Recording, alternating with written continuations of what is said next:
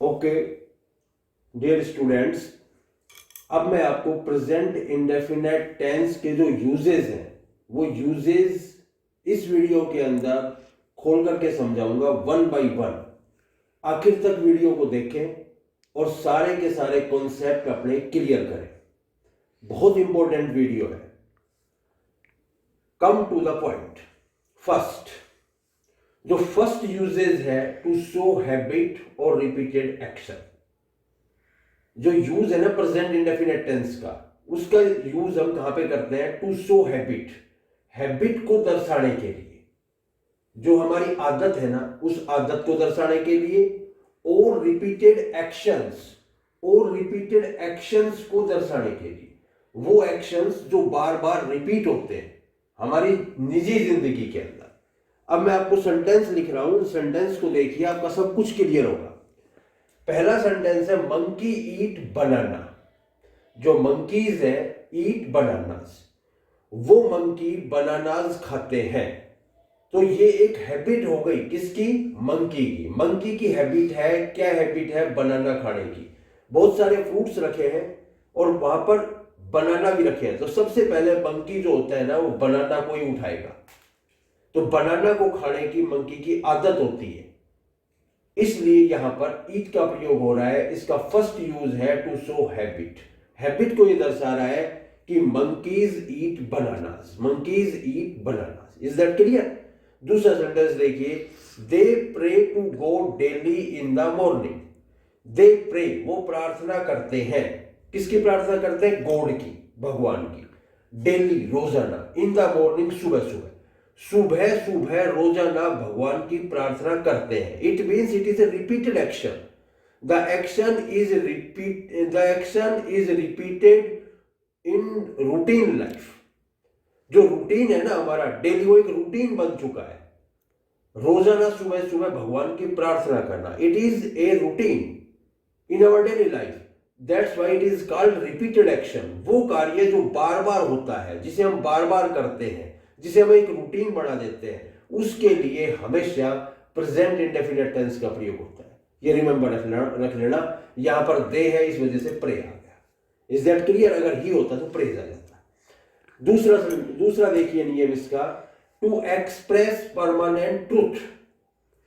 हमें जो एक्सप्रेस करना, प्रकट करना, किसको? परमानेंट ट्रूथ को। जो परमानेंट ट्रूथ है, यूनिवर्सल सच्चाई है, सार्वभौमिक सच्चाई है, उसको दर्शाने के लिए, जिसको सब सच मानते हैं, कहीं पर भी चले जाओ वो चीज सत्य है, उसके लिए प्रेजेंट इंडेफिनेट टेंस का प्रयोग किया जाता है।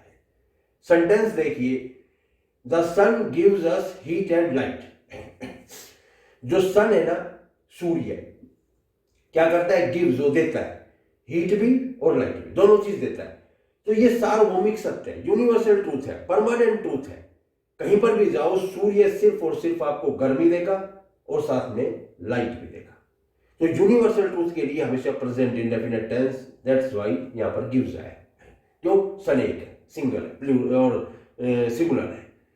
दूसरा सेंटेंस देखिए sorry, water boils at 100 degree Celsius.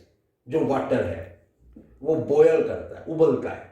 कब? 100 डिग्री सेल्सियस। जब 100 डिग्री सेल्सियस के ऊपर तापमान जाता है ना, तो वाटर उबलना शुरू कर देता है। ये साइंटिफिक फैक्ट है, साइंटिफिक। इसको साइंस ने इस तथ्य को साइंस ने प्रमाणित किया है कि वाटर हमेशा तब बॉयल होगा जब 100 डिग्री सेल्सियस के ऊपर पहुंच जाएगा। Is that clear? कहीं पर भी आप वाटर को बॉयल करो, 100 डिग्री सेल्सियस के ऊपर ही बॉयल होता है। इसलिए यहां पर बॉयल्स आया है, वाटर सिंगुलर होगा। क्लियर? अब आपका दूसरा पॉइंट देखिए, फॉर न्यूज़पेपर हेडलाइंस। इसका प्रयोग न्यूज़पेपर की हेडलाइन के लिए भी किया जाता है। किसका? Present indefinite tense is used for newspaper headlines. जो न्यूज़पेपर हम पढ़ते हैं उसके अंदर जो मोटी मोटी हेडलाइन होती है, नीचे उसको समराइज करके लिखते हैं। तो जो न्यूज़पेपर की हेडलाइन है वो आपको हेडलाइंस है, वो आपको हमेशा प्रेजेंट इंडेफिनेट टेंस में ही मिलेगी। कभी भी पढ़ के देख लेना। पहला सेंटेंस देखिए, फोग डिसरप्ट सेवरल फ्लाइट्स। जो फोग है ये अब पूरे का पूरा एक उसके अंदर आर्टिकल होता है, उसके अंदर न्यूज होती है, एडवर्टीजमेंट होती है। तो जो न्यूज छपती है ना, उसकी जो हेडलाइन होती है मेन, वो इस तरीके से ही होती है, फॉग डिसरप्ट सेवरल फ्लाइट्स, मतलब जो फॉग की धुंध की वजह से बहुत सारी फ्लाइट्स रद्द हो गई। तो यहां पर डिसरप्ट आ गया। ये प्रेजेंट इंडेफिनिट टेंस के अंदर ही मिलेंगी न्यूज़पेपर की हेडलाइंस, रिमेंबर रखना। दूसरा सेंटेंस देखिए, food prices touch a new high.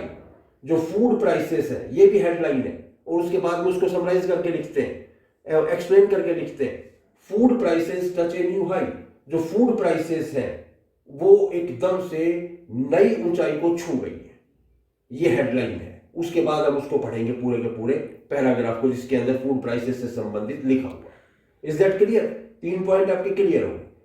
चौथा जो यूज है उसको पढ़िए, to express already planned action. Express प्रकट करना, ऑलरेडी पहले से ही प्लान, जिसका प्लान बना लिया गया है, फ्यूचर इवेंट जो भविष्य के अंदर घटना घटने वाली है, जो घटना भविष्य के अंदर घटित होने वाली है और जिसका प्लान बहुत पहले कर लिया गया है, उसके लिए हम किसका प्रयोग करते हैं? प्रेजेंट इंडेफिनिट टेंस का। सेंटेंस देखिए, the next IPL season begins on 1 अप्रैल।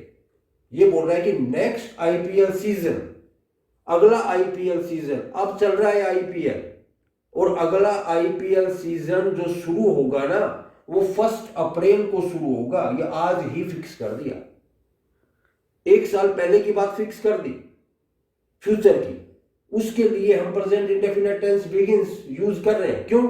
क्योंकि जो प्लान्ड फ्यूचर इवेंट है, जिसका हमने पहले से ही प्लान कर लिया है, लेकिन वो एग्जैक्ट होना चाहिए, उसकी डेट बिल्कुल एग्जैक्ट फिक्स होनी चाहिए, उसका टाइम बिल्कुल प्लान होना चाहिए, उसके लिए हम प्रेजेंट इंडेफिनिट टेंस का प्रयोग करते हैं। यहां पर इसकी एग्जैक्ट डेट फिक्स कर दी गई, 1 अप्रैल। दूसरा सेंटेंस देखिए, my flight takes off tomorrow at 2 AM। यहां पर 2 AM फिक्स है कि मेरी जो फ्लाइट है ना वो टेक ऑफ करेगी। कब करेगी? टुमारो, कल, एग्जैक्ट 2 AM के ऊपर। ये रिमेंबर रखना, जहां पर फ्यूचर इवेंट हो लेकिन 100% प्लान्ड इवेंट हो, उसके लिए प्रेजेंट इंडेफिनिट टेंस का प्रयोग करते हैं। Is that clear? अब आप अपना 5वां सेंटेंस देखिए, it is used in conditional clauses. इसका इस्तेमाल हम किस में करते हैं? जो क्लाज है जिनके अंदर कंडीशन दी गई है, इफ वाले क्लाज है, इफ मैंने ब्रैकेट में लिख रखा है। कंडीशनल क्लाज के अंदर हमेशा प्रेजेंट इंडेफिनिट टेंस का इस्तेमाल करते हैं, लेकिन दूसरी बात क्या है? When the verb in the main clause is in a future tense. जो मेन क्लाज है ना, मेन क्लाज की जो वर्ब है वो फ्यूचर इंडेफिनिट टेंस के अंदर होनी चाहिए। ये रिमेंबर रखना, जब कंडीशनल क्लाज है और कंडीशनल क्लाज के अंदर हम प्रेजेंट इंडेफिनिट टेंस का प्रयोग करेंगे, लेकिन कब करेंगे? जब मेन क्लाज की वर्ब फ्यूचर इंडेफिनिट टेंस होगी। रिमेंबर रखना। देखिए अब सेंटेंस क्लियर कर रहा हूं, if we control noise pollution we will feel less stress. ये देखो, we will feel less stress, ये आपका मेन क्लास हो गया। वी विल फील, हम महसूस करेंगे कैसा? बहुत कम तनाव। हम बहुत कम तनाव महसूस करेंगे, मींस तनाव रहित जिंदगी महसूस करेंगे। तो यहां पर क्या आ गया? विल और प्लस फील, तो फ्यूचर इंडेफिनिट टेंस। तो इफ वाले सेंटेंस के अंदर कंट्रोल वर्ब की फर्स्ट फॉर्म आ गई, if we control noise pollution, तो यहां पर वर्ब की फर्स्ट फॉर्म आ गई। कहने का मतलब है कि वर्ब की फर्स्ट फॉर्म, इफ वाला जो सेंटेंस है, एक मैं आपको मोटा सा नियम भी बता रहा हूं कि इफ वाले सेंटेंस के अंदर आप ये चीज देखिए कि अगर एक स्पेस के अंदर फ्यूचर इंडेफिनिट है तो दूसरे के अंदर आप प्रेजेंट इंडेफिनिट भर दीजिए। एक में प्रेजेंट इंडेफिनिट दे रखा है तो दूसरे में फ्यूचर इंडेफिनिट भर दीजिए। इफ वाले सेंटेंस का ये नियम है मोटा सा, इसको ध्यान रखना। अगर एक क्लास के अंदर प्रेजेंट इंडेफिनिट टेंस है तो दूसरे में फ्यूचर इंडेफिनिट आएगा, और दूसरे में फ्यूचर इंडेफिनिट है तो एक में प्रेजेंट इंडेफिनिट आएगा। आपके समझ में आया? वीडियो को लाइक करें, शेयर करें। थैंक्स।